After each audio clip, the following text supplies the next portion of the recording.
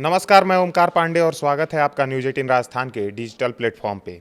अभी अभी एक बहुत बड़ी खबर आ रही है। सरकार ने हाल ही में पेट्रोल, डीजल और विमान ईंधन यानी एटीएफ पर एक्साइज ड्यूटी और कुछ अन्य टैक्स नियमों में काफ़ी बड़े बदलाव किए हैं। ये बदलाव आज से ही लागू हो जाएंगे।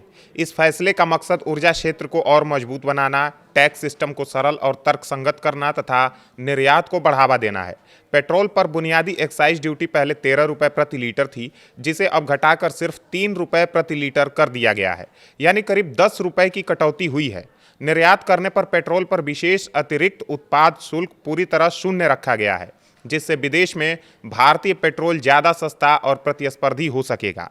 साथ ही निर्यात और विदेशी आपूर्ति पर कुछ अन्य शुल्कों में भी छूट दी गई है। डीजल पर तो और भी बड़ा बदलाव किया गया है। पहले 10 रुपये प्रति लीटर एक्साइज ड्यूटी लगती थी, अब इसे पूरी तरह हटा दिया गया है, यानी शून्य कर दिया गया है। निर्यात पर डीजल के लिए विशेष अतिरिक्त शुल्क 18 रुपये 50 पैसे प्रति लीटर तय किया गया है, जबकि कुछ अतिरिक्त उत्पाद शुल्क 3 रुपये प्रति लीटर रखा गया है। यहाँ भी निर्यात संबंधी छूटें दी गई हैं ताकि विदेशी बाजार में भारतीय डीजल बेहतर तरीके से बिक सके। एटीएफ यानी एविएशन टरबाइन फ्यूल पर विशेष अतिरिक्त उत्पाद शुल्क पहले से बढ़ाकर 50 रुपये करने की योजना थी, लेकिन आम लोगों और एविएशन सेक्टर को राहत देते हुए इसे प्रभावी रूप से 29 रुपये 50 पैसे प्रति लीटर पर रखा गया है। निर्यात करने वाले या विदेशी एयरलाइंस को एटीएफ की आपूर्ति पर बुनियादी एक्साइज ड्यूटी और कृषि उपकर से छूट मिलेगी। आयातित एटीएफ पर लगने वाला अतिरिक्त सीमा शुल्क भी हटा दिया गया है, जिससे एविएशन सेक्टर की लागत कुछ कम हो सकती है। सरकार ने केंद्रीय उत्पाद शुल्क नियमों में संशोधन करके कुछ पुराने प्रावधानों को लागू न करने का फैसला किया है। हालांकि पड़ोसी देशों जैसे नेपाल, भूटान, बांग्लादेश और श्रीलंका को ईंधन निर्यात करने वाली सार्वजनिक क्षेत्र की तेल कंपनियों को पुरानी छूटें जारी रखने की अनुमति दी गई है, ताकि क्षेत्रीय आपूर्ति पर कोई असर न पड़े। इस बदलाव से तेल कंपनियों को काफ़ी फायदा होने की उम्मीद है। उनका खर्च घटेगा और मुनाफा बढ़ेगा एवं कैश फ्लो भी बेहतर होगा।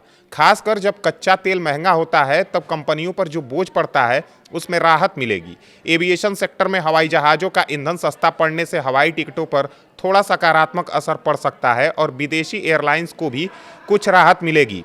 आम आदमी के लिए पेट्रोल और डीजल की पंप कीमतों में अभी तुरंत कोई बड़ी गिरावट की आधिकारिक घोषणा नहीं हुई है। कीमतें मुख्य रूप से अंतर्राष्ट्रीय तेल के दाम, रुपए की वैल्यू और बाजार की स्थिति पर निर्भर करती रहेंगी। अगर तेल कंपनियां इस राहत का कुछ हिस्सा उपभोक्ताओं को पास करती हैं तो पेट्रोल डीजल थोड़ा सस्ता हो सकता है, लेकिन यह बाजार पर निर्भर करेगा।